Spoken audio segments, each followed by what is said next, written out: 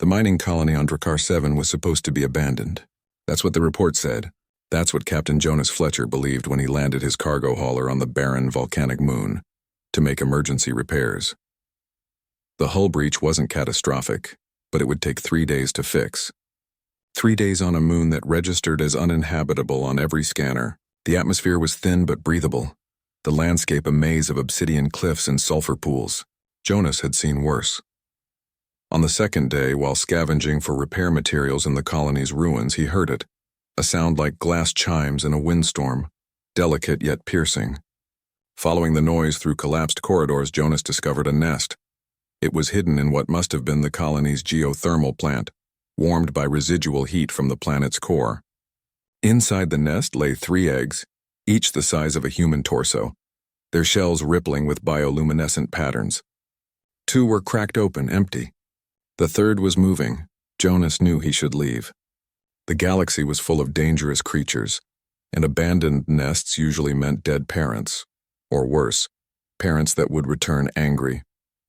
But the distress calls from inside that egg tugged at something primal in him. He'd been alone for too long, hauling cargo across empty space. Maybe that's why he carefully extracted the egg and brought it back to his ship. The hatchling emerged 6 hours later. It was unlike anything in the xenobiological databases. Serpentine body covered in crystalline scales that refracted light into rainbows. 6 eyes arranged in a crown around its head, limbs that seemed to phase between solid and ethereal. When it opened its mouth, revealing rows of teeth that looked like shattered diamonds, Jonas nearly threw it out the airlock. But then it looked at him with those 6 eyes, ancient, intelligent, terrified, and made that glass chime sound again. Softer this time, almost questioning. "All right," Jonas muttered. "I guess you're coming with me." He named it Prism. What Jonas didn't know was that he'd just adopted one of the most feared creatures in 3 galactic sectors, a void drake. 4 years passed. Prism grew, and grew, and grew. By the end of the first year, the drake was the size of a horse. By the 3rd year, Jonas had to modify his entire cargo hold to accommodate its bulk. The creature's scales hardened into what scanners identified as unknown composite material, density exceeding neutronium. Its breath could flash freeze or incinerate depending on its mood. And when it roared, the sound could shatter reinforced plexiglass.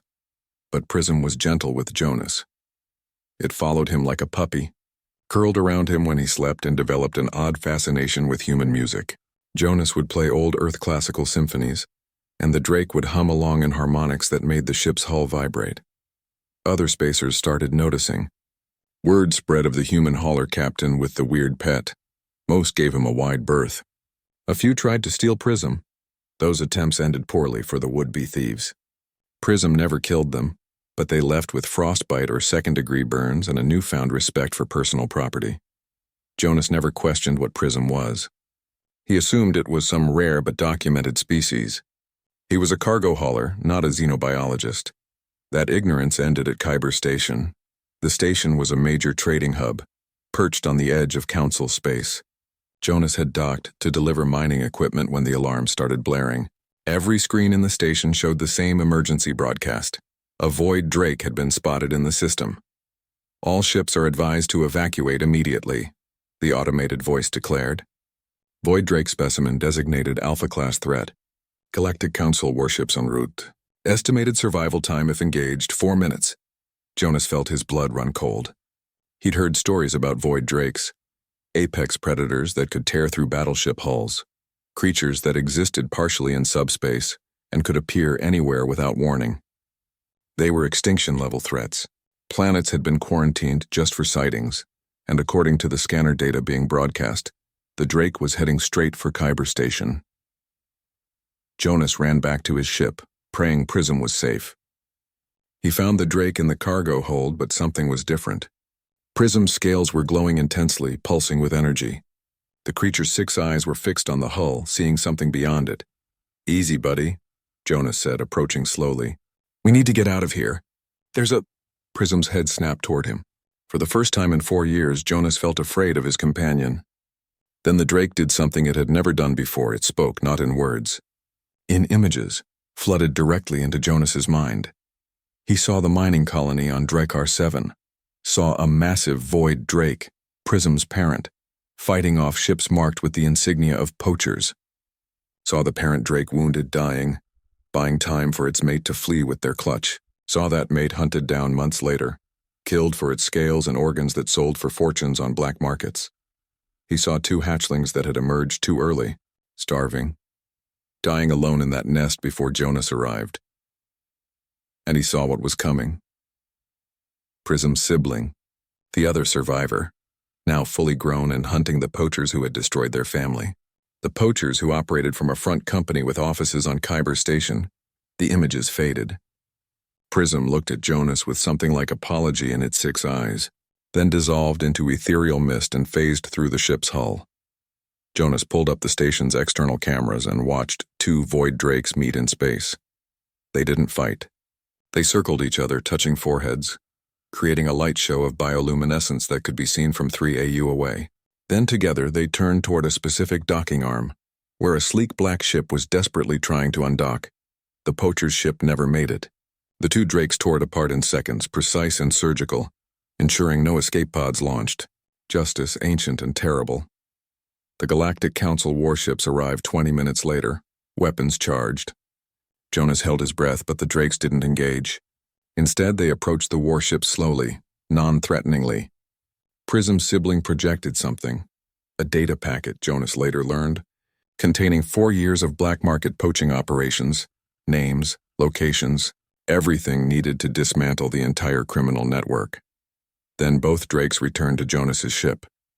They couldn't both fit in the cargo hold, so they took turns phasing partially into subspace, making themselves smaller, almost apologetic. Prism nuzzled against Jonas, making that old glass chime sound. The council commander hailed Jonas directly. "Captain Fletcher, we've reviewed the data. The drakes aren't hostile. They're requesting asylum. With you." Jonas looked at Prism, then at the equally massive sibling who was trying very hard to look non-threatening while being the size of a small building. "I'm going to need a bigger ship," he said. Epilogue. The galaxy learned an important lesson that day. Void drakes weren't mindless monsters. They were intelligent, emotional, capable of gratitude and loyalty. And they never forgot kindness. Jonas Fletcher became the first human to be officially recognized as a Drake friend, a title that carried both prestige and bewilderment. He upgraded to a capital-class transport ship, installed a proper Drake habitat, and continued hauling cargo, now with 2 of the deadliest creatures in the galaxy as his companions and protectors. Pirates gave him a wide berth.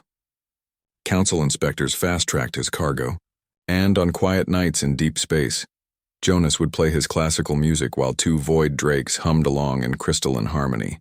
Humanity, the other species agreed, had a strange talent for befriending the unbefriendable, and maybe that's what made them so dangerous and so necessary in a galaxy that had forgotten how to be kind.